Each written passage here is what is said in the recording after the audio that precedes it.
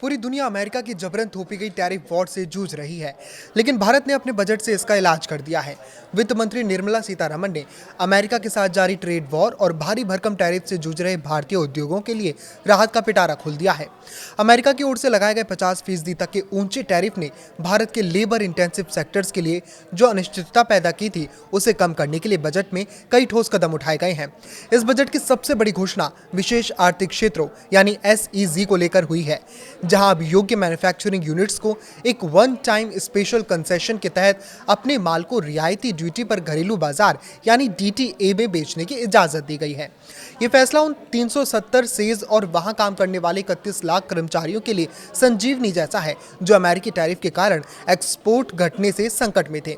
पिछले 5 सालों में 466 यूनिट्स का बंद होना एक खतरे की घंटी थी, जिसे थामने के लिए अब घरेलू बाजार के सस्ते जो द्वार हैं, उन सभी रास्तों को खोल दिया गया है। अमेरिकी टैरिफ की मार झेल रहे टेक्सटाइल और अपैरल सेक्टर के लिए भी बजट में एक इंटीग्रेटेड प्रोग्राम का ऐलान किया गया है। वित्त मंत्री ने नेशनल फाइबर स्कीम की घोषणा की है, जिसका मकसद रेशम, ऊन और मैन मेड फाइबर जैसे क्षेत्रों में भारत को आत्मनिर्भर बनाना है।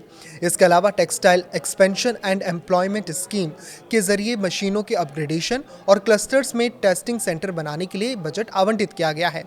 चूंकि टेक्सटाइल सेक्टर भारत की GDP में 2% और एक्सपोर्ट में 12% का बड़ा योगदान देता है, इसलिए सरकार इसे अमेरिकी झटकों से बचाने के लिए पूरी तरह आधुनिक बनाने पर जोर दे रही है। इसके साथ ही लेदर, फुटवेयर और समुद्री उत्पादों यानी कि जैसे मरीन प्रोडक्ट्स के लिए निर्यातकों के लिए ड्यूटी स्ट्रक्चर को सरल बनाया गया है और ड्यूटी फ्री इंपोर्ट की सीमा 1% से बढ़ाकर 3% कर दी गई है, ताकि छोटे निर्यातक वियतनाम जैसे प्रतिस्पर्धी देशों के सामने डटे रहें। लॉजिस्टिक्स और ग्लोबल ट्रेड में चीन की दादागिरी को चुनौती देने के लिए बजट 2026 में एक और ऐतिहासिक कदम उठाया गया है। सरकार ने 10,000 करोड़ रुपए की कंटेनर मैन्युफैक्चरिंग योजना का ऐलान किया है। वर्तमान में दुनिया के 95% बड़े कंटेनर चीन में बनते हैं, लेकिन अब अगले 5 सालों में भारत अपना खुद का कंटेनर निर्माण इकोसिस्टम तैयार करेगा। इससे न केवल शिपिंग कंटेनर के जरिए जो चीन पर निर्भरता खत्म होगी, बल्कि रेड सी संकट जैसी स्थितियों में भी भारतीय एक्सपोर्टर्स को लॉजिस्टिक्स की कमी नहीं खलेगी।